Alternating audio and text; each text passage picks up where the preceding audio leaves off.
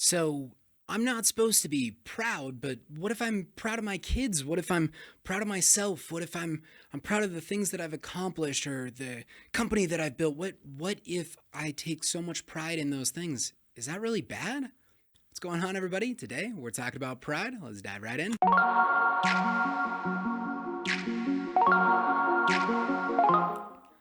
Welcome back, everybody. My name is AP Raleigh, author of Abide, and I make Christian content to help both you and me grow in our walk with Christ together. Now, we are jumping back into this whole study of love and how that works, and we're doing it through the lens of pride today. So, we're going back into 1 Corinthians 13, 4, and it's our last little one on this. We finally get to move on to 5. Um, but in this, it says that love is not prideful. And I'm sitting there going, man, that's a challenging thing to hear because, well, is it all right that I'm proud of my accomplishments, that I, speak well of myself, or, that I push for to be better? And is that really okay? Because it seems wrong to throw that out, especially when, there's so many people that all they want to do is hear that their parents are proud of them. They want to have that acknowledgement, have that love. And that's literally, I can't say that without pulling that word love in. So is that really not okay? Is that really not a part of it? Well, let's clarify a little bit and go into what in the heck the word means, like we always do. And when we're looking at this spot here, where it's using that word pride, the word means to be puffed up. Like literally, there's a literal and a figurative, but if you were literally doing it, it is to, puff yourself up and to be bigger. And that figuratively then translates into arrogant. And we take that in English oftentimes as prideful, which I'm not sure how this little like step got missed where we have like I'm proud of you, and I'm acknowledging your accomplishments. I'm acknowledging what you've done. I'm impressed with what you've done. I think that's so amazing, and I want to acknowledge that. We call that prideful, and then we also call prideful, yeah, I make millions of dollars and I'm amazing and you should all bow down and worship me. That's also prideful. How are those two connected in any way, shape, or form? I'm a little confused, I'll be honest. But I like using the word arrogant.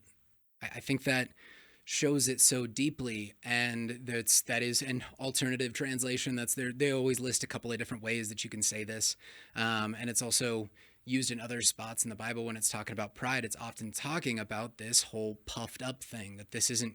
It's not good. There's even a spot way back in Proverbs that talks about being prideful and arrogant, and that's in Hebrew, and this is Greek, so they're different words, but it's literally talking about the same thing.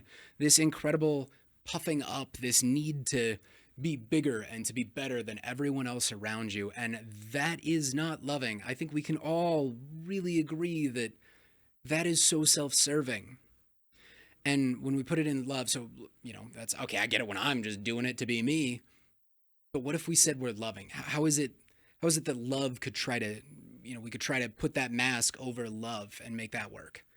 Because that doesn't make a whole lot of sense. Well, when people say that they're doing something to be loving, but instead they're doing it to show that they're better, they're showing that they're prideful. I'm sure I have plenty of iPhone users I have to apologize to after this.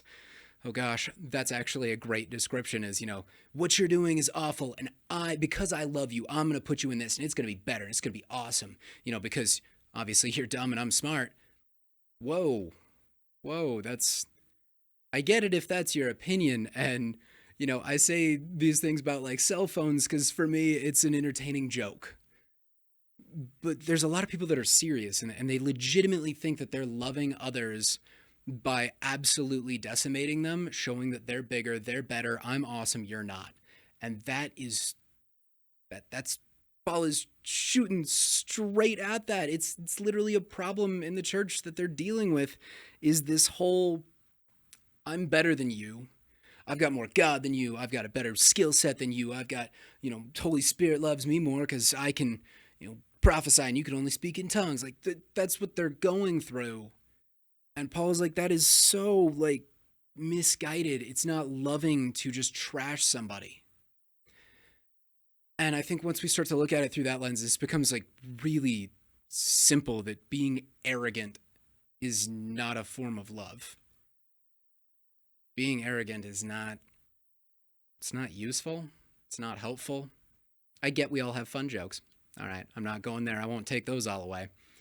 But what I am saying is that when those jokes are not jokes, when they're reality, and there are points too where we put mantles on other people, and having discussed that in prior video, it's this whole, I'm so proud of X, Y, and Z, and now they have to perform and meet some standard because I've puffed myself up, taking pride in, kids, employees, whatever you want to do, churches, pastors. That's a big one. I take so much pride in my pastor, and now he's not allowed to fail because if he fails, well, whole church better crumble. Like, it's just, we put so much on them by having this puffed up attitude that we are better, and this puts a God standard on humans, and that doesn't work because you're not allowed to fail, you're not allowed to learn, you're not allowed to grow. That's like, it makes me cringe thinking of being put so high on a pedestal that I'm not allowed to fail. And I've been in that space, and it's awful. Nobody wants that. That's a huge reason why things come tumbling down, and why I am trying so hard, as frankly all I'm doing anymore is just sharing my Bible study with you guys. I'm trying to be in a spot where I can be more vulnerable, be more just share more, so that there is some raw depth rather than just, oh, look at me, I figured out all of this, I'm great and I can teach you everything you need to know. No, we're doing it together. In fact, we're equivalent. I don't get to have more God than you. You don't have more than me. We got the same God that we serve, and he's giving to people as we need. So if he wants me to do some task, guess what?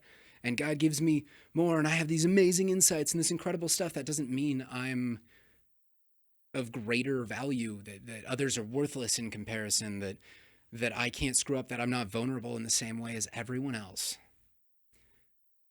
Because God's the one that's giving that to me. It's not natural. It's not this thing that, like, oh, I was born just super smart and you weren't. So it's God giving us what we need in the time. So, I mean, I can boast in God, just like I had said in the prior video here, is I can have that in God, but I can't have this arrogance. And let's be fair, it's really similar to that boastfulness that we talked about last time.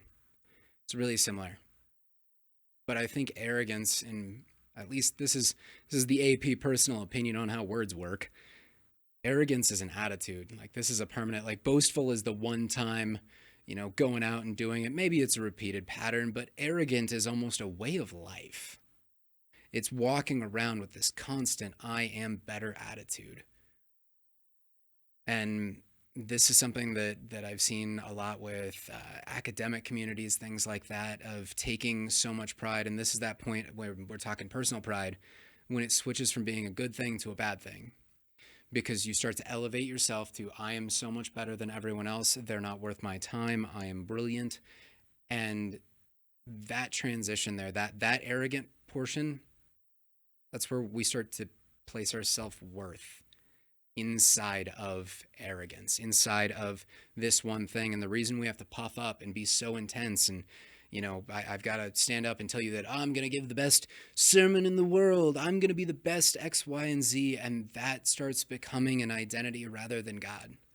Because if God is my identity, if my whole world comes crashing down, which it has so many times in life, it's okay. I can continue walking because my value didn't go away when my world came crashing down. My value remains sitting with me. In fact, I prayed with my value this morning. I prayed with him 5 minutes ago. I prayed with him this afternoon because my value is God. And that keeps you so safe and so protected from so many things that go wrong. So we take that back to love. You want to have this whole portion where you're loving yourself. It's not arrogant. You're not putting these standards that are impossible to reach on yourself. And frankly, I'm trying to learn how to come down from that. I've done that for so long, is put these standards that are so high and just push for the next and push for the next. And if I fail, well, I better just get up and keep going and grit and make it happen. Whoa, that's not loving to myself. So even though I've been placing my value in God, I've still been working this dichotomy, this dualistic thought that I need to also be all that in myself, even though I'm also all of that in God. And that's a really mixed message to send myself, and I know I'm not the only one that does it. So I want to share it, that no, there's no need to be arrogant in myself. It's okay if I have to take steps back. It's okay if I can't finish every task. It's okay. It doesn't mean I don't try. It doesn't mean I don't get up. It doesn't mean I don't continue pursuing things, because pursuing things is good. What it does mean is I stop putting this impossible standard on myself, where not only do I get, depressed because something didn't work, but my entire world comes crumbling down because my foundation wasn't on God. It was on this thing, this identity piece that I put forward. So that's some of what I'm trying to learn. And it's not the easiest thing, but I am finding it to be incredibly freeing, even though it's terrifying to rely completely on God for my value, because he's, God's here, but he's not physical. I can't walk up and poke him, and it's so much easier to put our value in something that is tangible and touchable, and then become arrogant in that thing because we are so obsessed and so crazed about it that it becomes our everything. And man, that is the most tangible thing we can get. And as soon as someone breaks it, it's very tangible to see it be gone. So I want to put my value and all that I've got in God. And I don't even need to be arrogant in it, because it literally doesn't involve me. It's literally just, can I open my mouth and pray? Yeah, cool. Boom. God seems to come through with the rest of the relationship, and that's beautiful. I don't even have to try that hard. So, I hope that helps, and I hope that gives you some things to think about this week. If you did want to check out those last videos, they are available over here for you, talking about boastfulness and really this whole series that we've been going through. Please don't forget to like and subscribe so that you don't miss a thing.